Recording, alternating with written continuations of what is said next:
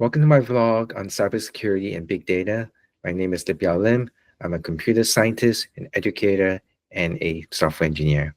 And I've taken a break of about 2 years, but I am back, and I'm happy to be restarting hopefully a series of vlogs on various topics around cybersecurity or big data, around AI as well. Recently, I had the opportunity to set up Lakeflow declarative pipelines for bringing Crowdstrike FDR logs into a Databricks instance, and it was really a pretty easy process. I thought I'll just record a tutorial to just kind of kick us off. It's a very simple and short video. I hope it will be helpful for some of you. Okay, so this is the goal for this video. We're going to set up a pipeline to ingest CrowdStrike FDR logs from an S3 bucket into a Databricks Delta table. Again, Lakeflow Declarative Pipelines is the new name for DLT, or Delta Live Tables. But I think the guts of it is mostly the same, but there are some very nice improvements. So this is going to be a notebook that is going to be my dev environment, if you will. I'm going to be doing it in SQL. I'm going to assume that the CrowdStrike logs have already been downloaded into an S3 bucket via standard FDR integration patterns. Go Google that if you need instructions on that.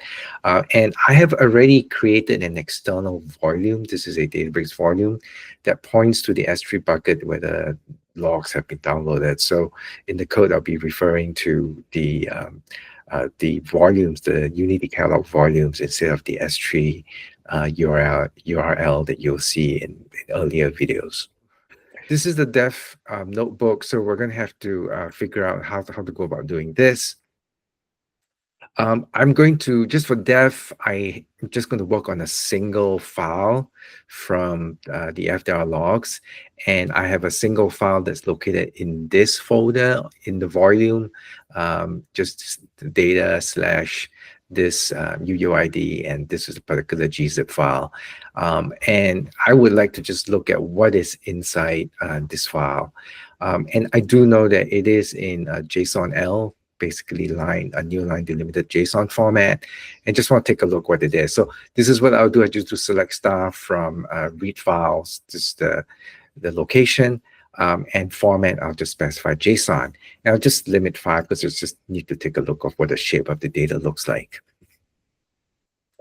Now the results came back and it's like, oh my goodness, there's like so many columns. It's like, what am I looking for?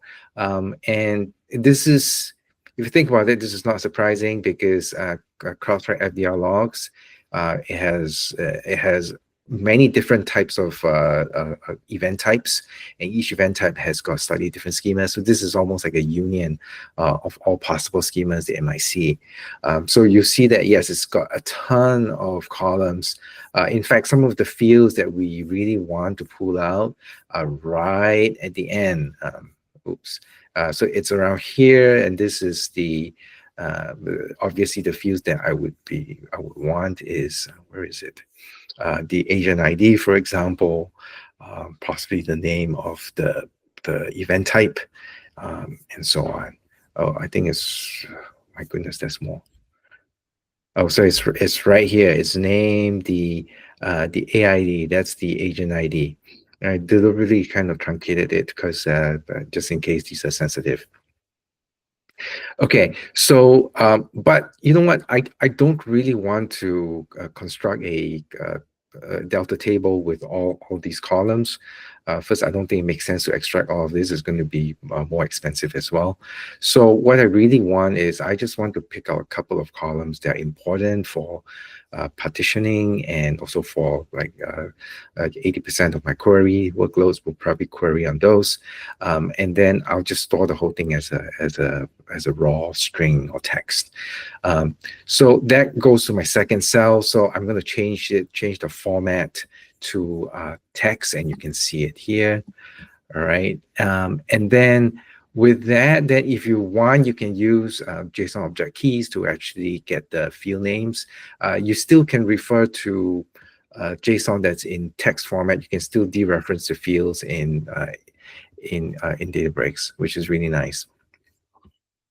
So if you execute this query, you get the raw and then I get the field names. I actually know which ones I want already, so that's not a problem. So let's actually go to the query that I really want to write, right? So I'm going to cast a raw no, a value as raw because the text that's from the read files shows up as raw. I'm going to cast it as rename the column to raw. I'm just going to extract the AID. And you see that it does extract the AID, but I want a few more fields, right? I actually want the timestamp, and I want it to be stored as a integer instead. It's all Unix timestamps, and I want the AID. I want the name, which is actually the event name, and I think that's it. I think that's all I really need for now, and the rest I'm just going to keep it as raw. Of course, in the actual pipelines, it's not going to be a single file. It's going to be a bunch of them. It's just going to be every different UUID in this folder. But this is essentially the SQL query that I need for the DLT. And next, I'm going to pop over to the actual pipeline notebook, if you will. And I have it right here in this one. So I'll put the query here. This is exactly the same query, except that I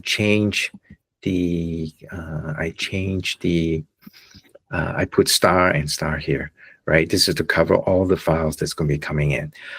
Also, I don't really want to backfill and process all the files that's already there. I only want to process new files that's coming in. So I'm setting include existing files to false. That's the other thing I put in.